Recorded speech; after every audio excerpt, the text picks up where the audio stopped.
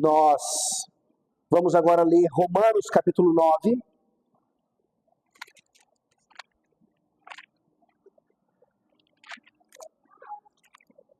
Então, tentemos ter em mente o que ouvimos no primeiro momento. Todos nós, absolutamente todos, estávamos destinados à morte eterna, à punição eterna e a livramento disso. Há livramento para isso. Essa é a mensagem. Só há más novas porque há boas novas. A mensagem do Evangelho não para nas más novas. É por isso que o Evangelho é o Evangelion, é a mensagem boa. E vejam como isso ainda joga luz a Romanos 9, a partir do versículo 6.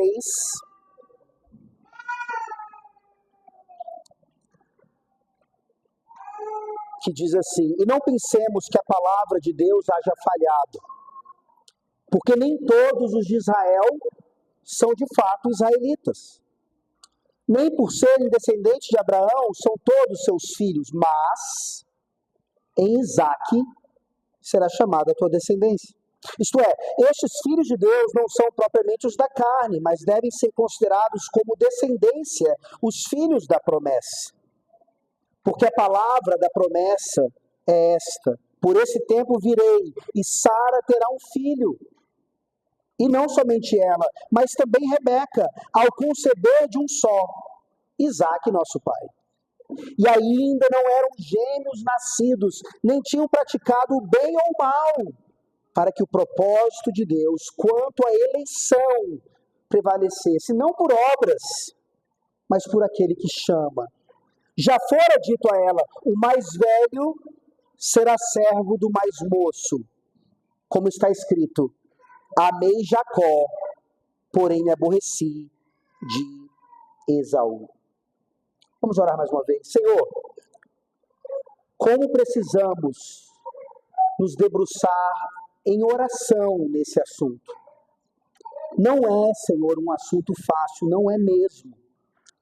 Não nos deixa tratar esse assunto de maneira simplória.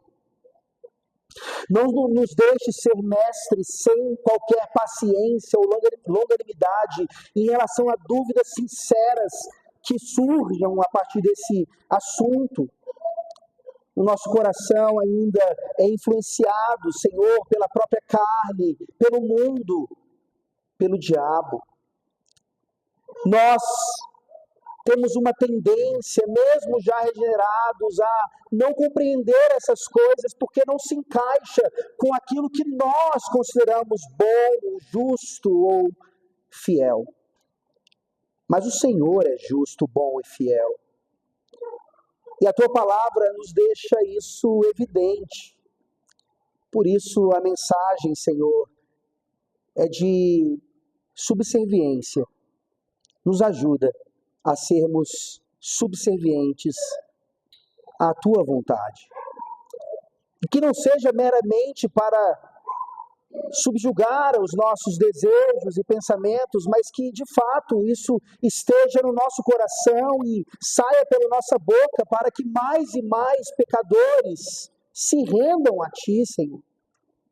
Tanto os que já são salvos pela graça somente, mas que ainda confiam nas próprias obras ou em outras coisas assim, enganados, enganando a muitos. E aqueles pecadores que nem sequer se curvaram diante de Jesus Cristo ainda para a sua salvação. Nós precisamos do caráter de Cristo. Nos faz, Senhor, por meio da Tua palavra, sermos mais parecidos com Ele. É no nome dEle, bendito, nós oramos. Amém. Nós voltaremos para Romanos 9, ainda nessa fala aqui, mas eu queria trazer uma ilustração para vocês que não tem a intenção de ser jocosa, apesar de ter um pouco de humor, E eu trago a ilustração até para que nós entendamos como nos portar em relação àqueles que pensam de maneira diferente. A gente tem que tomar cuidado com essa questão da tolerância no meio evangélico. Nós precisamos buscar em oração e pela palavra uma unidade doutrinária. Qual é a ilustração, então? É uma preferência por uma flor. Ou você prefere a tulipa, ou você prefere a margarida. A tulipa, não sei quantos aqui já conseguiram fazer a associação com um acróstico em inglês, TULIP. São os 5 pontos do calvinismo, que eu espero que vocês entendam, que é uma reação, uma refutação àquilo que os remonstrantes haviam manifestado como algo heterodoxo, não como parte da doutrina da igreja ao longo dos séculos. E não por acaso a tulipa é uma flor também ali da Holanda, de onde nós temos, por exemplo, os cânones de Dort como um símbolo de fé. Tá? A igreja reformada holandesa em todas as suas manifestações. Então, a tulipa nos ensina em inglês, tá? Por isso tulip. Total depravity, depravação total. Unconditional election, eleição incondicional. O L, limited atonement, expiação limitada. O I, irresistible grace, graça irresistível. E o P, perseverance of the saints, perseverança dos santos. Obviamente, como em inglês, o acróstico não funciona em português, mas a ideia da tulipa, dessa flor linda, nos remonta a essa questão das doutrinas da graça. E por que o contraste com a margarida? Porque a margarida, ela nos leva àquela imagem do bem me quer, mal me quer. E como é que vive, então, um arminiano na prática? Alguém que ainda confia no livre-arbítrio e não consegue entender a eleição incondicional e que o homem, de fato, é depravado totalmente. Ele pega a margarida e ele diz, estou salvo, não estou salvo. Estou salvo, não estou salvo. E qual é a torcida? Que a última pétala seja, estou salvo. Porque se a última pétala for, não estou salvo, então, de fato, a salvação se perdeu. Mas, queridos, a grande mensagem dessa tarde e do Evangelho o tempo todo é que porque a salvação é do Senhor, a quem Ele a dá, ela não se perde de modo algum. E eu diria para vocês, até para um arminiano que tira a última pétala, não estou salvo. A salvação não depende nem sequer da má teologia que ele tem. Isso não justifica que a má teologia continue. Nós precisamos nos arrepender, nós precisamos amadurecer. E é por isso que um evento como esse é tão importante. Não menosprezemos as doutrinas da graça ou achemos que esse tipo de coisa já é tão batido, afinal de contas, somos presbiterianos e calvinistas há tantos anos. Não dá para falar sobre outras coisas, nós precisamos falar sobre isso sempre. Efésios, Romanos, os textos que nós lemos aqui, que vamos ler, precisam ser pregados o tempo todo. A doutrina não é inventada, como eu falei, a doutrina procede das Escrituras. E assim eu gostaria, então, de voltar a Efésios, capítulo 1. E eu garanto para você, eu e o pastor Benhur não havíamos combinado dele ter lido Efésios 1 no início. Obviamente, como ele sabia, ele mesmo, junto com o conselho, decidiu que o tema seria esse, é inevitável que esse texto belíssimo não fosse ao menos lido num evento como esse. E mais do que isso, então, eu quero aproveitar esse texto hoje, agora nessa segunda parte, e amanhã pela manhã, para tratarmos justamente dessa questão tão pertinente. Efésios, capítulo 1, novamente. Eu vou ler, na verdade, apenas o versículo 4, e aí outros 3, para vocês entenderem o que Paulo está fazendo aqui nessa abertura dessa carta maravilhosa. Efésios 1, 4 diz: assim como nos escolheu nele, nos elegeu nele, antes da fundação do mundo, para sermos santos e irrepreensíveis perante ele. Olha agora o versículo 6. Para louvor da graça, da glória de sua graça. Olha o versículo 12. A fim de sermos para louvor da sua glória. E o versículo 14. Em louvor da sua glória. Não sei se vocês conhecem, tem até um cântico que pega essa primeira parte de Efésios e esse refrão, em louvor da sua glória, e serve para os cristãos hoje cantarem um pouco de escritura. Por que Paulo repete 3 vezes o mesmo refrão? Para louvor da sua glória, ou então em louvor da sua glória? É porque aqui Paulo está apresentando para nós a Santíssima Trindade. Ele fala do Pai, ele fala do Filho e ele fala do Espírito. E ele fala como o Pai salva, como o Filho salva, como o Espírito salva. A salvação pertence à Trindade. A iniciativa é da Trindade. A garantia da salvação é da Trindade. O penhor da salvação é da Trindade. Na economia da Trindade, o Pai, ele salva, o Filho salva, o Espírito salva.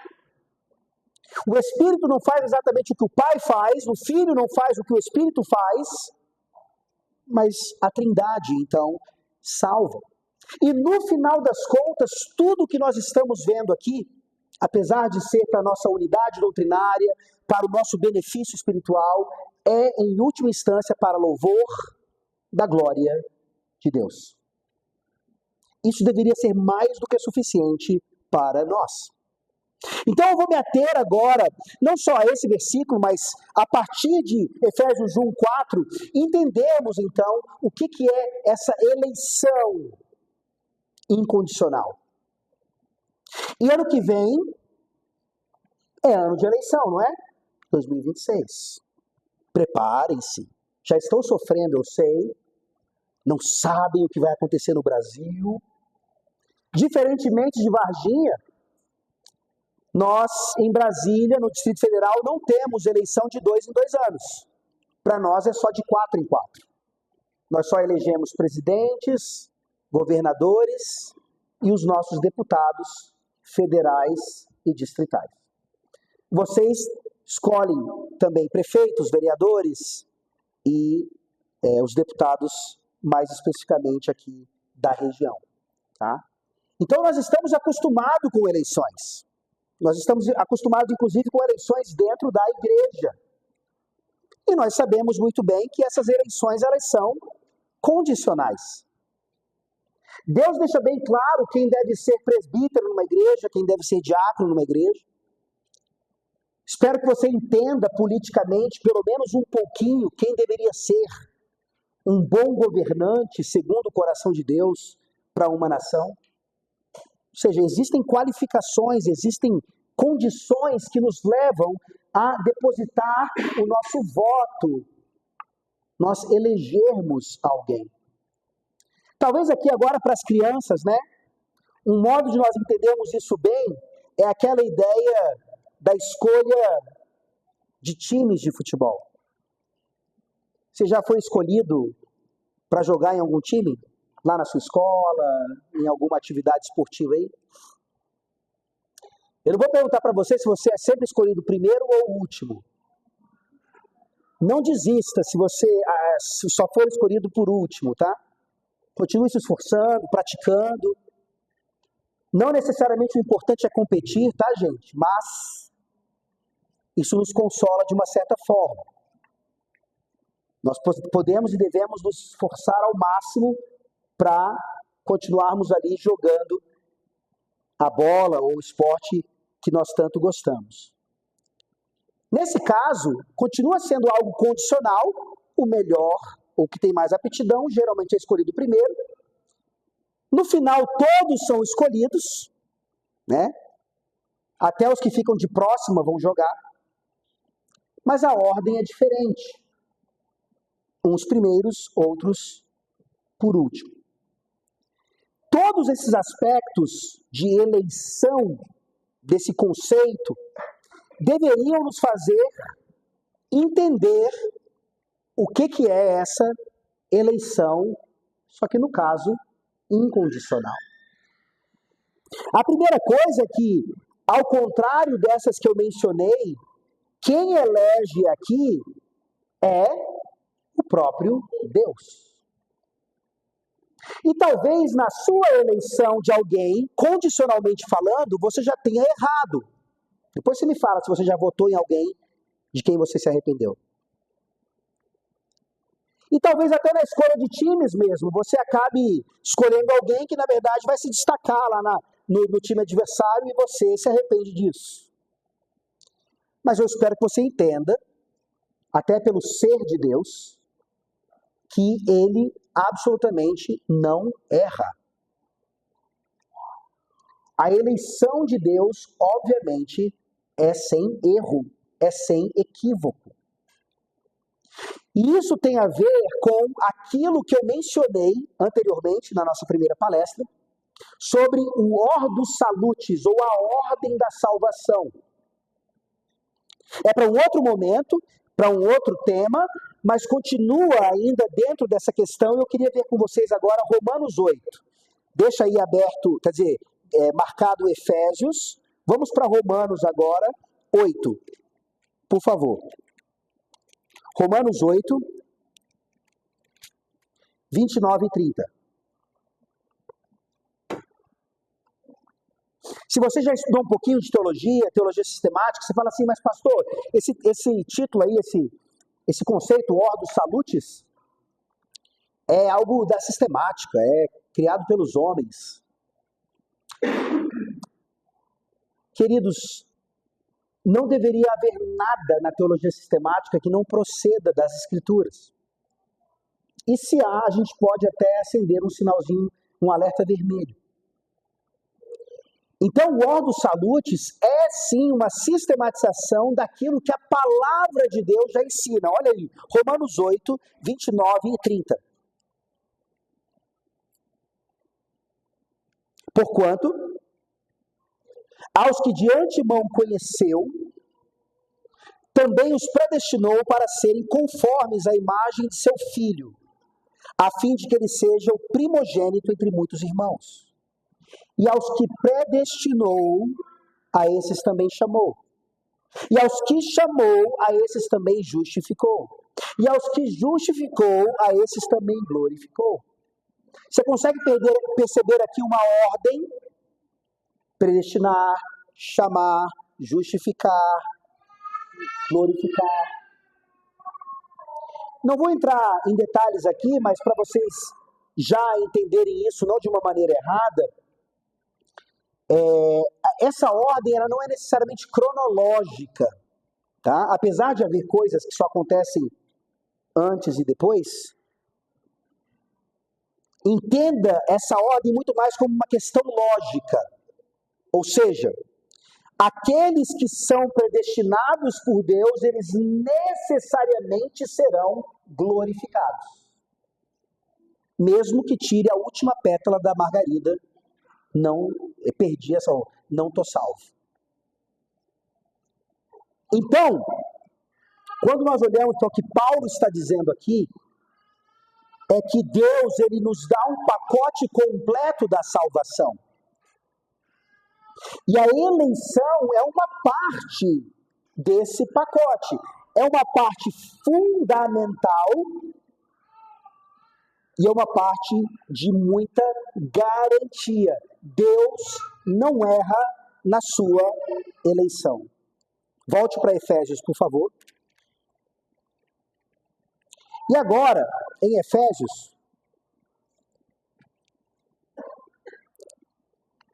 eu quero que vocês vejam, dentro desse contexto da ordem da salvação, que aqui é bem trinitariana, como eu já falei, Pai, Filho e Espírito, em louvor da glória do Pai, do Filho e do Espírito, o texto nos mostra que nós somos escolhidos pela graça para vivermos pela graça em união com Cristo. Talvez seja isso que nunca tenha sido dito para você. Não estou justificando a sua dúvida nesse assunto como uma falha simplesmente de alguém que te ensinou alguma coisa deficiente. Mas a união com Cristo aqui, em Efésios capítulo 1 e em toda a Escritura, é a base fundamental para nós entendermos essa eleição incondicional, que é uma bênção e sempre será. Então eu quero ver com vocês rapidamente aqui, primeiro, do versículo 4, o que é essa eleição? Olha aí a primeira parte do versículo 4. Assim como nos escolheu, nos elegeu. Claramente Deus aqui é o sujeito. Tá? E quando Paulo fala nos escolheu, claramente mostra que ele não escolhe a todos.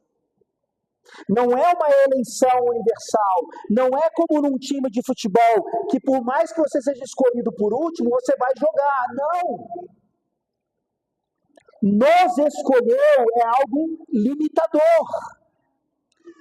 E a própria palavra, ou a origem da palavra nos mostra isso. Da onde vem a palavra eleição, ou eleito? É o eklektos. Ek, uma preposição que indica para fora, tá? E o lektos, que é uma variação do verbo chamar. Então, o eklektos, ou os eleitos, são aqueles que são chamados para fora. Ou seja, eles estão numa situação. Qual é a situação? Aqui nós vimos antes. Todos esses estão em delitos e pecados e mortos. Toda a multidão, aí sim, toda a humanidade. E desse grupo, então, alguns são eleitos, chamados para fora. Isso tem a ver com a vocação eficaz. Deus chama, e de fato isso é irresistível. E aí talvez você se pergunte por que é que alguns ficam para trás. E aqui é a grande tensão, então. Porque de fato, eles não foram escolhidos. De fato, não foram eleitos. E por favor, entendam. Deus não pode errar.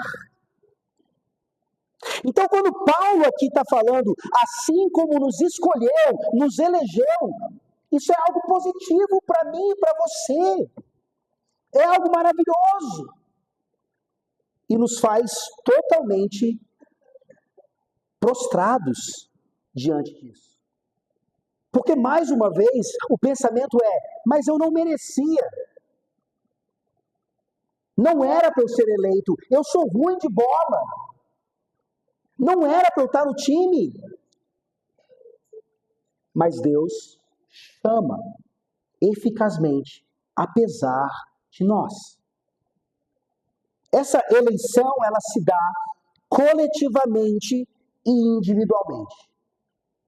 Essa parte coletiva é importante porque nos dá a ideia dessa eleição estar dentro do escopo da igreja. Abra sua Bíblia, por favor, em Deuteronômio 7. Deuteronômio 7. Eu quero lembrar os irmãos aqui que nós estamos tratando dessas coisas à luz das Escrituras. Deuteronômio 7, olha a mensagem que já estava sobre o povo de Deus naquele tempo. Deuteronômio 7, versículos 7 e 8. Não vos teve o Senhor afeição, nem vos escolheu, porque fosseis mais numerosos do que qualquer povo, pois éreis o menor de todos os povos. Mas porque o Senhor vos amava, e para guardar o juramento que fizera a vossos pais, o Senhor vos tirou com mão poderosa e vos resgatou da casa da servidão, do poder de Faraó, rei do Egito. Vamos admitir, não é fácil ouvir isso. Vou dar só um exemplo, a analogia é limitada, mas eu acho que vocês vão entender. As nossas irmãs aqui, imaginem os vossos maridos chegando para vocês e dizendo: eu não escolhi você para ser minha esposa porque você é bonita, porque você é cheirosa, porque você cozinha bem. Aliás, é justamente o contrário. Mas eu escolhi você porque eu te amo, apesar disso. Não é uma mensagem legal. Não é romântico. Provavelmente se você dissesse isso, você perderia a noiva. Ela não se casaria com você. Mas como eu falei, toda analogia é limitada. E aqui, na verdade, Deus se casa com Israel a despeito dos defeitos. É um entendimento que nós precisamos ter desde o Antigo Testamento de que não há merecimento algum.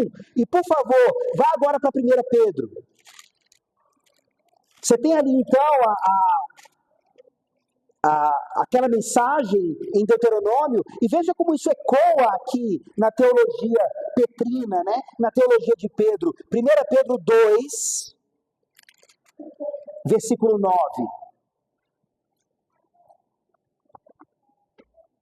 Pedro usa uma linguagem extremamente veterotestamentária, falando da igreja na nova aliança, e diz: vós, porém, sois raça eleita, sacerdócio real, nação santa, povo de propriedade exclusiva de Deus, a fim de proclamar as virtudes daquele que vos chamou das trevas para a sua maravilhosa luz. É o mesmo povo, que só pertencem a Deus por causa da eleição. E aqui a gente já começa a entender esse adjetivo, essa qualificação. É incondicional, graças a Deus é incondicional. Porque diferentemente das esposas, das irmãs aqui presentes, que são bonitas, cheiram bem, cozinham bem, nós não somos um bom partido. Nós nunca fomos um bom partido. E mesmo assim Deus se casa conosco. A igreja é a noiva de Cristo. Então essa eleição ela é coletiva.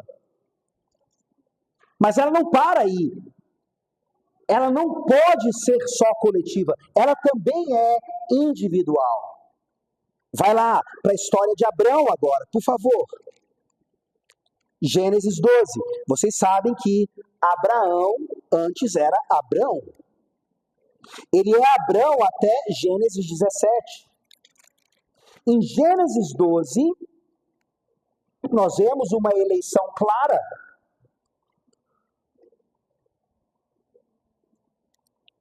Em Gênesis 12, teologicamente falando, ela é um pouco condicional. É um segredo grande aqui nesse texto maravilhoso.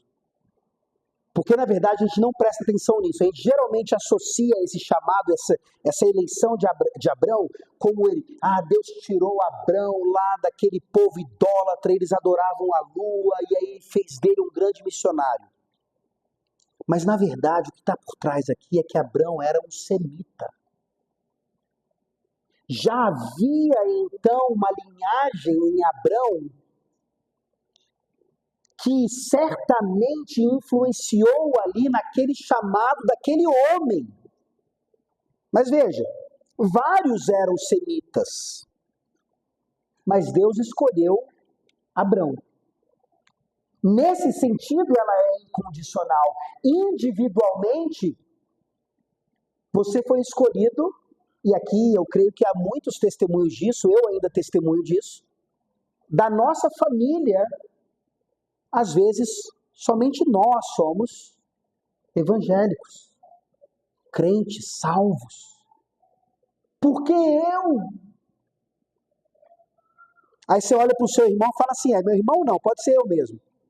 Mas minha mãe não, por que não minha mãe? Por que não meu pai? Por que não meus avós? Então Abrão, na verdade, ele abre uma linha aqui, e nós vamos voltar para Romanos 9 por causa disso, onde nessa linhagem semita, nós vemos quão incondicional isso é, porque Isaac é escolhido, Ismael não. E talvez Ismael jogasse bola melhor que Isaac. Jacó é escolhido, Esaú não. E se a gente fosse comparar, meus irmãos, talvez Jacó e Esaú fossem tão ruins quanto o outro. Jacó não era flor que se cheirasse. Muito pelo contrário. Deus não nos escolhe porque temos algum mérito. Abra sua Bíblia agora em Romanos 9 novamente. E veja como Paulo está sendo pastoral aqui. E ser pastoral significa dizer umas verdades duras. Ou que as ovelhas muitas vezes não querem ouvir. Eu li a primeira parte aqui, e ele inclusive cita, Jacó, amei Jacó, uma citação do Antigo Testamento, amei Jacó, porém me aborreci de Esaú. Continua aí o versículo 14, agora ele está aplicando isso. Que diremos, pois? Há injustiça da parte de Deus? De modo nenhum. Pois ele diz a Moisés, terei misericórdia de quem me aprouver ter misericórdia, e compadecer-me-ei de quem me aprouver ter compaixão. Assim, pois, não depende de quem quer ou de quem corre, mas de usar Deus a sua misericórdia. Porque a Escritura diz a Faraó, por isso mesmo te levantei, para mostrar a ti o meu poder, e para que o meu nome seja anunciado por toda a terra. Logo, tem ele misericórdia de quem quer, e também endurece quem lhe apraz. Nós voltaremos ainda para Romanos 9. Mas agora é suficiente que nós entendamos isso. Paulo cita o Antigo Testamento o tempo todo para fundamentar a tal doutrina, que certamente naquele tempo já era rejeitada. Se essa é a situação, então parece que Deus é injusto. E Paulo faz a pergunta retórica e responde de modo nenhum. Não há injustiça da parte de Deus, ele não erra na sua eleição. Vá para Romanos 16, por favor.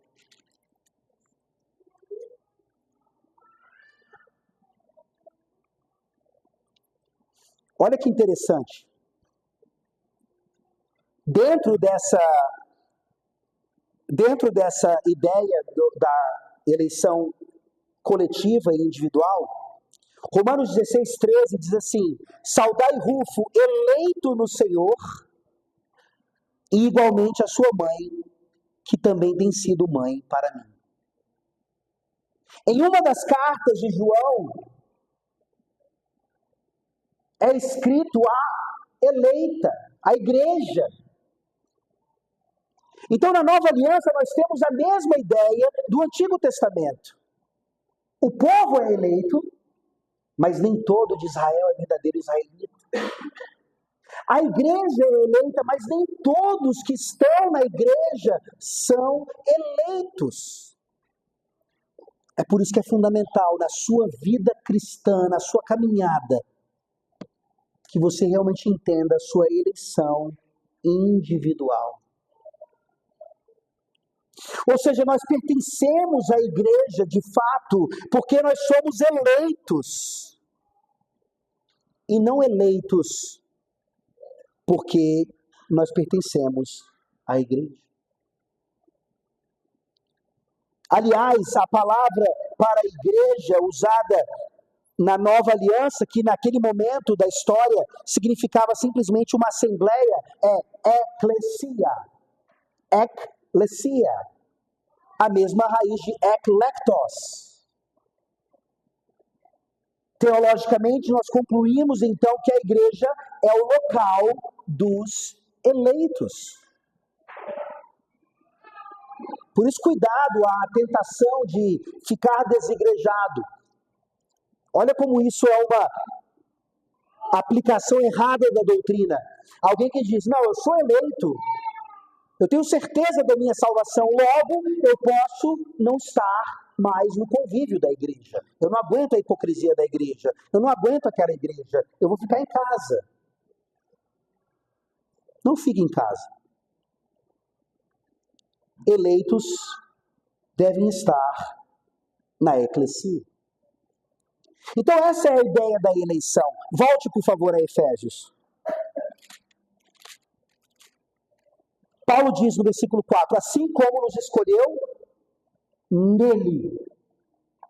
Como é que se dá a eleição, então? Uma coisa é nós entendermos a eleição, outra coisa é como ela se dá. E a resposta está aqui nele. Depois parem com calma e leiam essa parte novamente. Efésios 1, de 3 a 14. Que, aliás, é uma frase no grego sem qualquer pontuação. Num fôlego só. Paulo ali, inspiradíssimo, ele escreve sobre a Trindade, sobre a salvação, para o louvor da glória do Pai, do Filho e do Espírito, tomado de um êxtase doxológico, escreve uma frase maravilhosa. Revise a frase, estude-a, e veja quantas vezes nela aparece nele, no amado, como é essa eleição, na união com Cristo. Não só aqui, mas em todo o livro de Efésios, isso é fundamental. Quando Paulo escreve a carta aos Efésios, ele está na prisão. É uma das cartas da prisão. E naquele mesmo momento ele escreve Colossenses, uma carta espelho, as duas se refletem. Em Efésios, Paulo está falando mais sobre o corpo de Cristo, que só tem sentido nele, no cabeça, e em Colossenses ele escreve sobre o cabeça. Por isso que as cartas são tão parecidas. Então, queridos, na verdade, quando nós cremos, e se você é crente aqui e ainda sofre muito com o entendimento dessa doutrina, tente parar de sofrer, lembrando que você necessariamente é unido com Cristo. E isso dá para você, sem dúvida alguma, os benefícios da eleição. Aqui eu queria ler para vocês agora a pergunta 66 do Catecismo Maior de Westminster. Olha que pergunta maravilhosa e tão pastoral. Diz assim: qual é a união que os eleitos têm com Cristo? A união que os eleitos têm com Cristo é a obra da graça de Deus, pela qual são eles espiritual e misticamente, ainda que real e inseparavelmente, unidos a Cristo, seu cabeça e esposo, o que se efetua em sua vocação eficaz. Eu lembrei para vocês da Ordo Salutis, da Ordem da Salvação, na Confissão de Fé, capítulo 9 do livre-arbítrio. A salvação não é assim, e ela é assim. 10, 11, 12, 13, até o capítulo 18. E aí o Catecismo Maior e o Breve Catecismo, eles vão esmiuçando essas doutrinas, por meio de perguntas e respostas, até para que os nossos filhos aprendam também essas coisas, memorizem, guardem no coração essas doutrinas. Então, queridos, antes de sofrermos por causa da dificuldade da doutrina, Regozijemo-nos numa doutrina assim, porque se ela é baseada na nossa união com Cristo, nós somos eleitos nele. Quais são as analogias aqui? Um tijolo e o edifício. Um prédio que representa uma unidade, mas tem várias partes que formam esse edifício. São inseparáveis. Uma planta e um galho. O corpo e membros. Marido e mulher. E por que não, tudo isso de uma certa forma representando o relacionamento da Trindade. É por isso que Paulo começa com a Trindade. E ele é trinitariano o tempo todo, nessa carta, até o final. Onde o Pai, o Filho e o Espírito, sendo três pessoas distintas, estão unidos de uma forma inseparável. E é por causa do Filho e do que ele representa desde a eternidade para nós, que a eleição é uma garantia para a igreja e para cada indivíduo verdadeiramente colocado na igreja. A união de Cristo com a igreja é tal que, quando Saulo está no caminho para Damasco, e a grande luz se apresenta a ele, e ele cai ao chão, ele ouve a voz: Saulo, Saulo, por que me persegues? Saulo perseguia a igreja, Saulo perseguia os discípulos de Cristo. Mas Cristo se identifica tanto conosco que ele fala isso em relação à própria igreja. Como é que essa eleição se dá, então, queridos? De uma maneira que você jamais rejeitaria. Olha que interessante. A união com Cristo é o nosso maior benefício na salvação.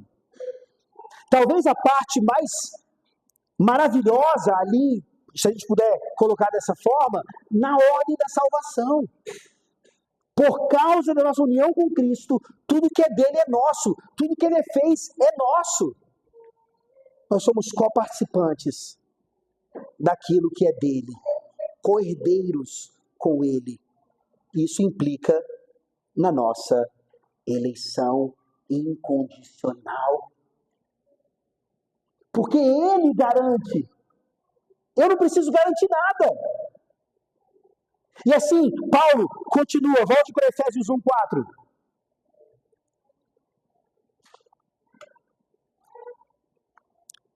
O que é essa eleição?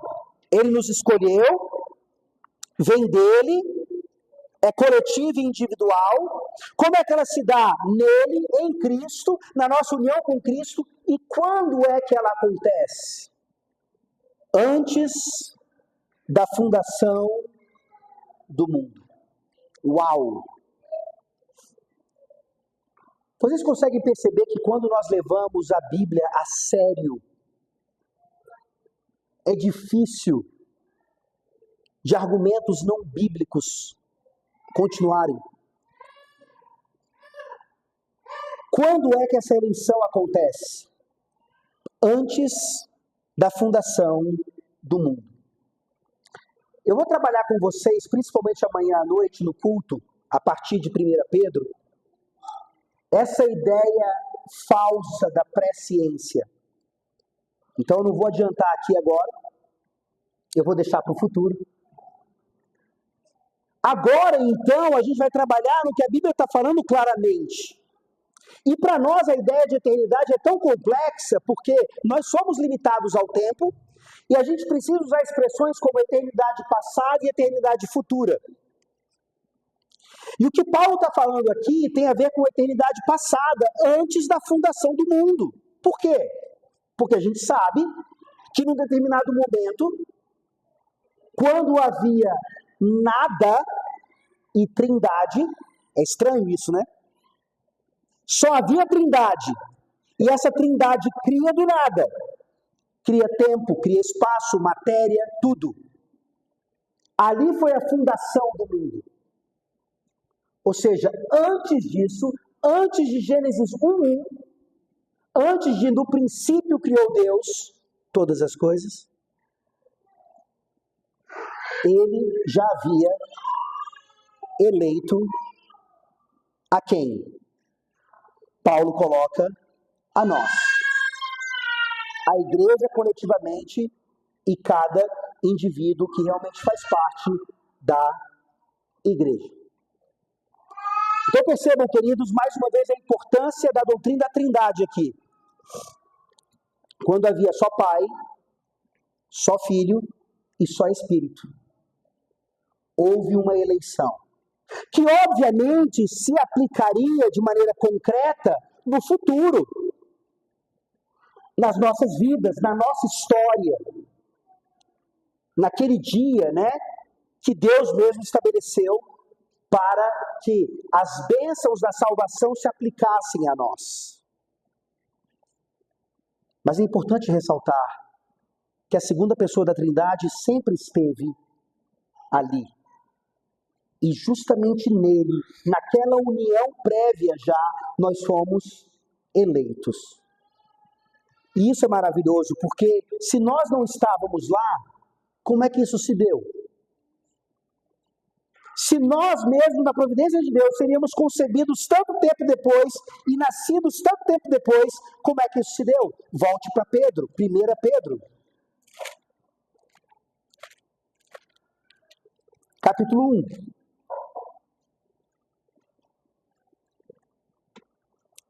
Versículo 20. Bom, vamos ler a partir do 17. Ora, se invocais como Pai, aquele que, sem acepção de pessoas, julga segundo as obras de cada um, portai-vos com temor durante o tempo da vossa peregrinação. Sabendo que não foi mediante coisas corruptíveis, como prata ou ouro, que fostes resgatados do vosso fútil procedimento, que vossos pais vos legaram, mas pelo precioso sangue, como de cordeiro sem defeito e sem mácula, o sangue de Cristo, conhecido com efeito antes da fundação do mundo, porém manifestado nos fins dos tempos, por amor de vós. Uau!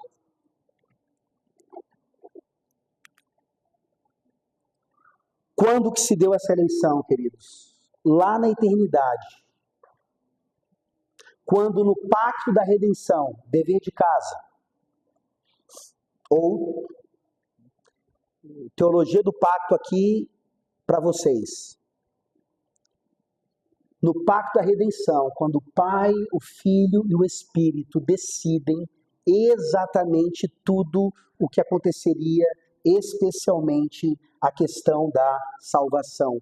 Cristo, antes da fundação do mundo, já era conhecido então como um cordeiro perfeito que seria imolado pelos eleitos. Lá na eternidade passada, nós já tínhamos a garantia da nossa salvação em Cristo. É por isso que ser eleito, receber essa honra, é algo que deve nos fazer, ao mesmo tempo, regozijantes e nos reconhecermos tão indignos. E é isso que acontece lá em Efésios 1:4. Paulo claramente mostra o que é a eleição, ele fala como ela acontece, quando ela acontece, e diz o seu propósito.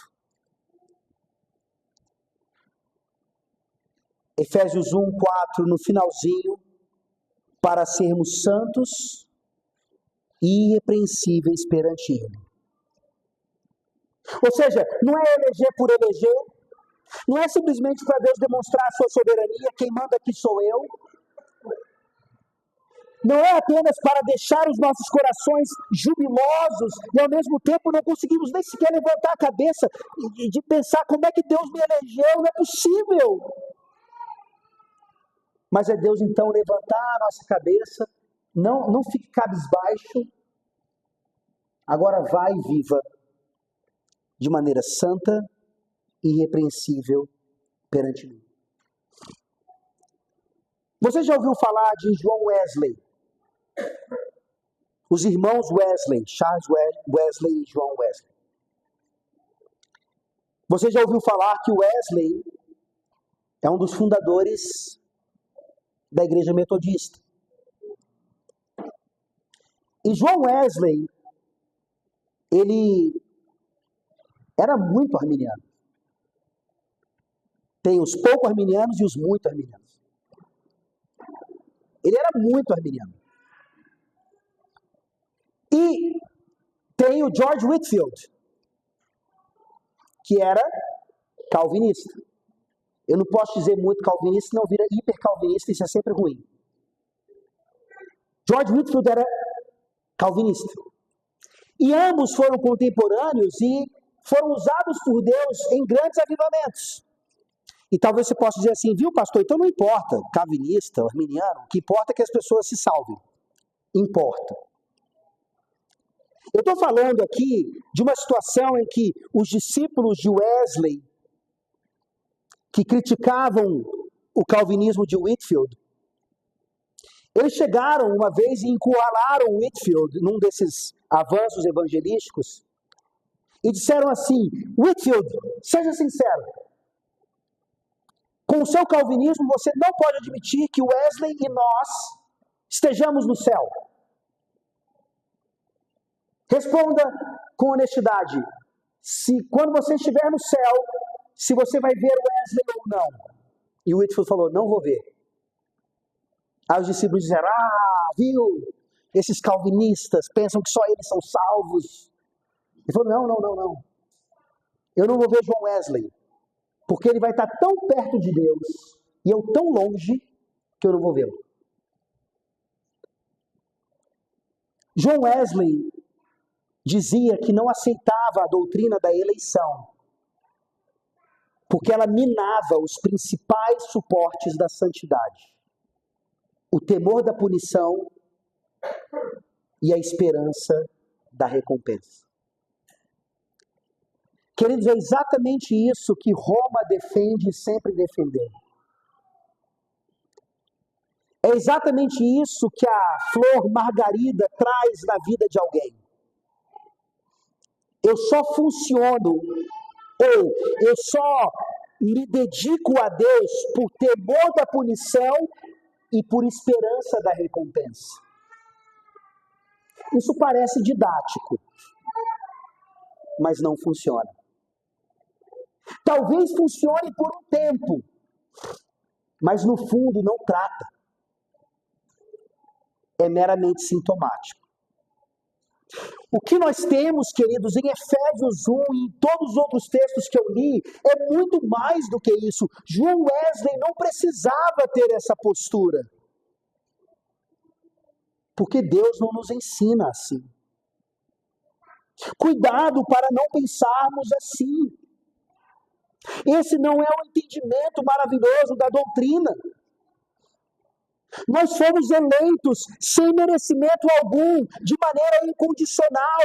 Não tinha nada em nós que pudesse agradar a Deus e mesmo assim Ele nos amou. Qual é a parte disso que nós não entendemos? Que diante de um Deus assim, que nos toma desse jeito, nós falamos, então Deus, aqui estou, me usa. O pensamento, na verdade, é, como é que o Senhor conseguiu me amar dessa maneira? Nem eu me amo assim. E diante disso, não há outra postura senão andarmos em santidade e sermos irrepreensíveis por gratidão a Ele. Porque, na verdade, diferentemente do que o Wesley pensava, e alguns metodistas ainda pensam, a doutrina da eleição incondicional nos mostra que ele nos livra da punição e nos garante a recompensa. Não é a punição ou o medo disso e a promessa da recompensa que nos levam à santidade e a sermos irrepreensíveis. É a nossa gratidão, porque ele já fez a obra. Está garantida desde a eternidade. Na plenitude dos tempos, Jesus veio, o Filho veio e confirmou isso na cruz do Calvário. Um eleito, então, que não anda em santidade e que não é irrepreensível, é uma contradição ambulante. Um eleito não é aquele que fica na internet derrotando os arminianos. Um eleito não é aquele que vive por aí achando que só ele e a igreja dele são salvos. Um eleito é aquele que ainda não conseguiu entender como é que um Deus tão justo e santo pôde escolhê-lo para o time dele. E queridos, quando nós somos escolhidos para o time, mesmo que na última posição, a gente pode ser o maior perna de pau de todos. A gente vai jogar como se fosse a nossa última chance. E talvez até marcar um gol. É isso que a doutrina da eleição incondicional deveria nos levar a pensar. Volte, por favor, para Romanos 9. E aqui, Paulo continua tão pastoral. E agora ele é um pouco mais íntimo. Nós lemos até o 18. E olha como Paulo pergunta, não só para os leitores da sua época, mas para nós nessa tarde. Tu, porém, me dirás, de que se queixa ele ainda? Pois quem jamais resistiu à sua vontade? Aí Paulo fala, quem és tu, ó homem, para discutires com Deus? Porventura pode o objeto perguntar a quem o fez, por que me fizeste assim? Ou não tem o olheiro direito sobre a massa, para do mesmo barro fazer um vaso para a honra e outro para a desonra? Que diremos, pois, se Deus, querendo mostrar a sua ira e dar a conhecer o seu poder, suportou com muita longanimidade os vasos de perdição, os vasos de ira, preparados para a perdição, a fim de que também desse a conhecer as riquezas da sua glória, em vasos de misericórdia, que para a glória preparou de antemão, os quais somos nós, a quem também chamou, não só dentre os judeus, mas também entre os gentios, assim como também dizem Oséias, chamarei povo meu, ao que não era meu povo, e amada, que não era minha amada, e no lugar em que se lhes disse, vós não sois meu povo, ali mesmo serão chamados filhos do Deus vivo. Mas relativamente a Israel, dele clama Isaías, ainda que o número dos filhos de Israel seja como a areia do mar, o remanescente é que será salvo. Porque o Senhor cumprirá a sua palavra sobre a terra, cabalmente e em breve. Como Isaías já disse, se o Senhor dos exércitos não nos tivesse deixado descendência, ter-nos-íamos tornado como Sodoma e semelhantes a Gomorra. Em outras palavras, quem nós pensamos que nós somos, ao duvidarmos da bondade e da misericórdia e da soberania do nosso Deus, que me escolheu e te escolheu sem qualquer mérito em nós. A doutrina da eleição incondicional é para a nossa humilhação e para o nosso encorajamento. Isso nos impede de sermos críticos desnecessariamente, duros sem qualquer benevolência e também intrépidos e ousados em continuar levando esse evangelho a qualquer perdido. Porque tenham certeza disso. Todos os eleitos de Deus virão, sem dúvida alguma.